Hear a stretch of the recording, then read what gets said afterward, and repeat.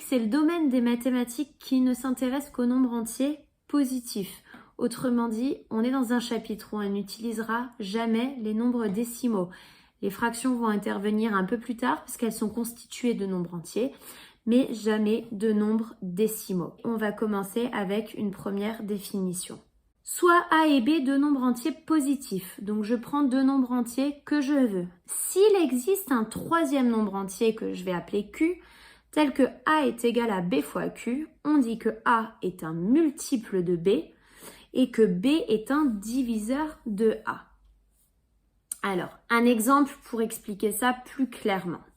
Si je choisis pour A de mettre à la place 24, si je choisis pour B de mettre à la place 4, est-ce que la valeur Q peut être remplacée par un nombre entier? Autrement dit, est-ce que 24 est bien égal à 4 fois un nombre entier?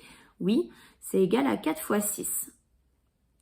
Si je reprends ma définition, ça veut dire que 24 est un multiple de 4 et ça veut dire que 4 est un diviseur de 24.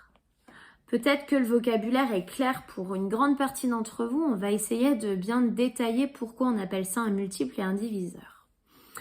Alors, on est d'accord que si je prends 4 et que je le multiplie par 6, j'obtiens 24.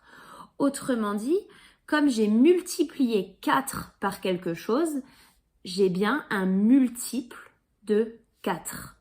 Je l'obtiens par multiplication. Au passage, si j'écris que 24 est égal à 6 fois 4, je multiplie 6 par quelque chose et donc 24 est aussi un multiple de 6. Je l'ai obtenu en multipliant 6. Voyons maintenant pourquoi on appelle ça, le 4 que j'ai entouré, un diviseur. Donc je divise par 4 les deux côtés. Je ne change pas l'égalité, ça fonctionne. Eh bien, on se rend compte tout simplement que à droite, on a 4 au numérateur, 4 au dénominateur. La seule opération au numérateur, c'est une multiplication, donc j'ai le droit de simplifier ici par 4. Et donc, si je réécris ça, ça me donne que 24 divisé par 4, c'est égal à 6. Autrement dit, je peux diviser 24 par 4.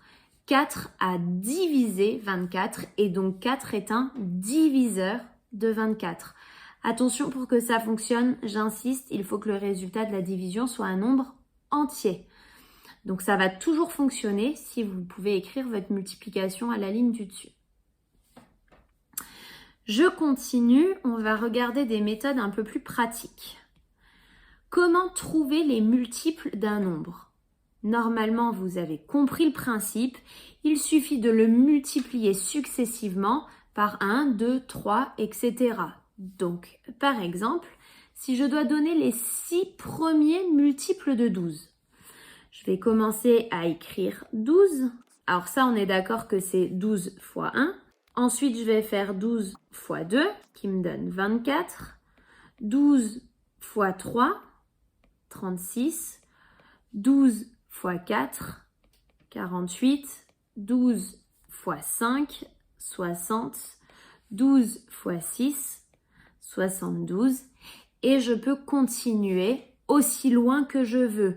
Vous avez remarqué peut-être que j'ai marqué trouver des multiples d'un nombre, pas les multiples, parce qu'ils sont infinis. Donc je pourrais jamais avoir une liste complète.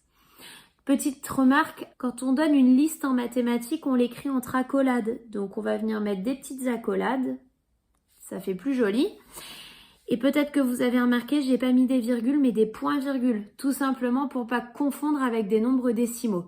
Donc on sépare les nombres par des points-virgules, c'est beaucoup plus clair. Maintenant qu'on a vu comment trouver des multiples, on va voir comment trouver les diviseurs d'un nombre. Et là par contre, on peut faire la liste en entier. Donc j'ai pas mis des diviseurs, mais les diviseurs, sous-entendu tous les diviseurs. Eh bien, c'est le même principe, mais dans l'autre sens, au lieu de multiplier par 1, 2, 3, etc., on va diviser par 1, 2, 3. Ou du moins, on va tester les divisions, parce qu'il faut que le quotient soit un nombre entier, sinon ça ne fonctionne pas. Je vous propose de détailler sur un exemple. Si je dois lister les diviseurs de 40, donc je vais commencer ma liste en testant la division par 1. 40 divisé par 1, évidemment, ça fonctionne. Et si je divise 40 par 1, ça fait 40. 1, c'est le plus petit. 40, ça sera le plus grand. Et je continue.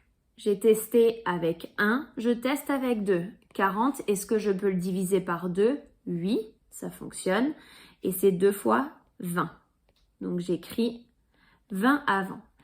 Et puisqu'il n'y a aucun nombre entier entre 1 et 2, il n'y aura aucun diviseur entre 20 et 40.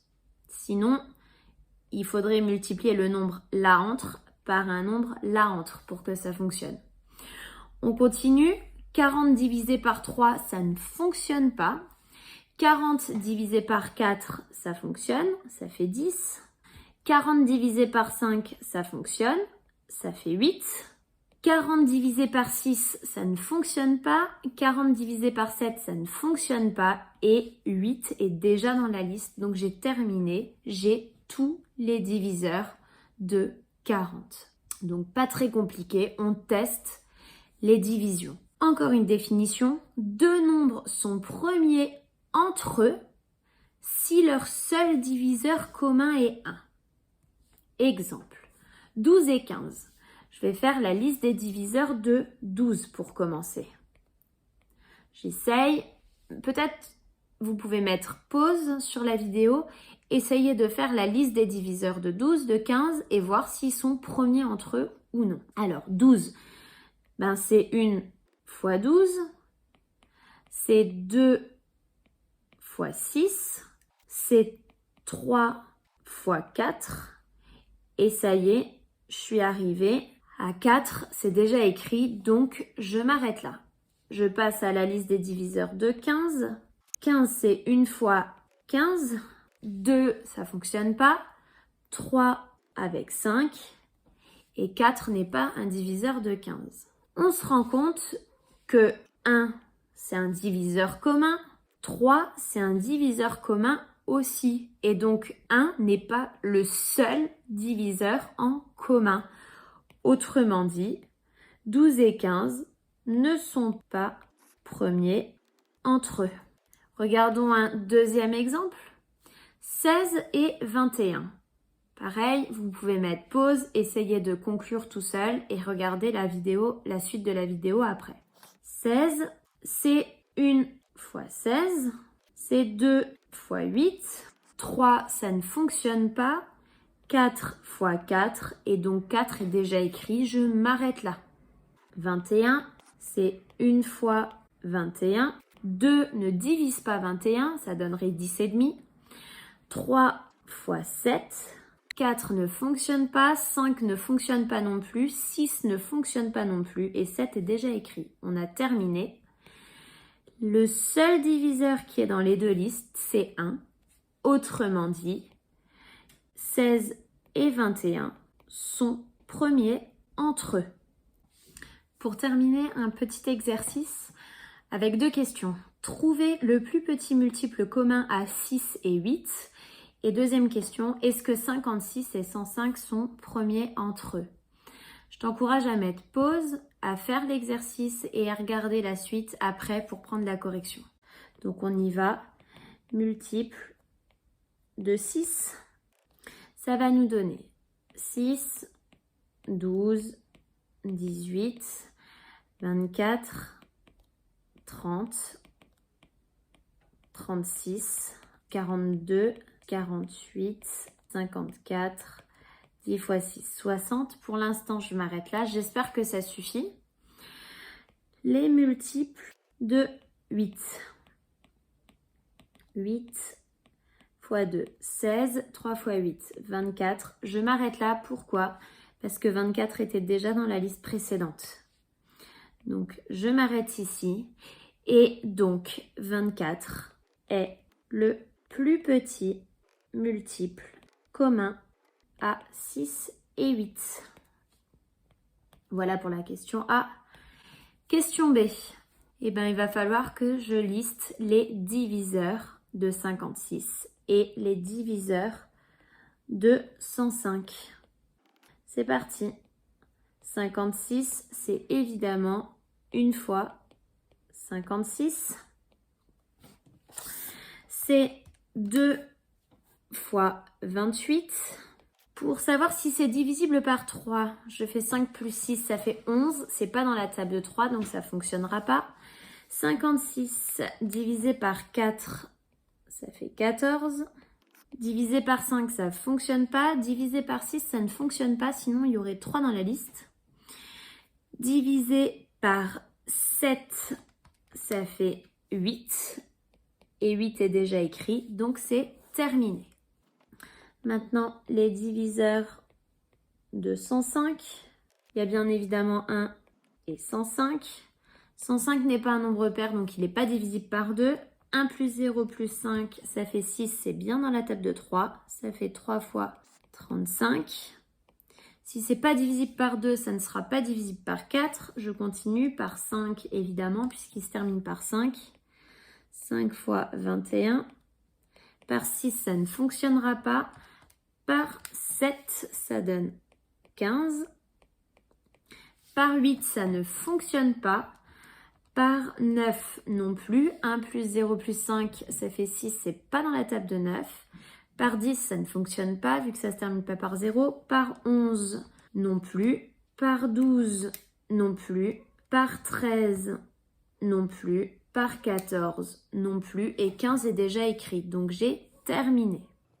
J'entoure tous les diviseurs en commun. Bien sûr, il y a 1.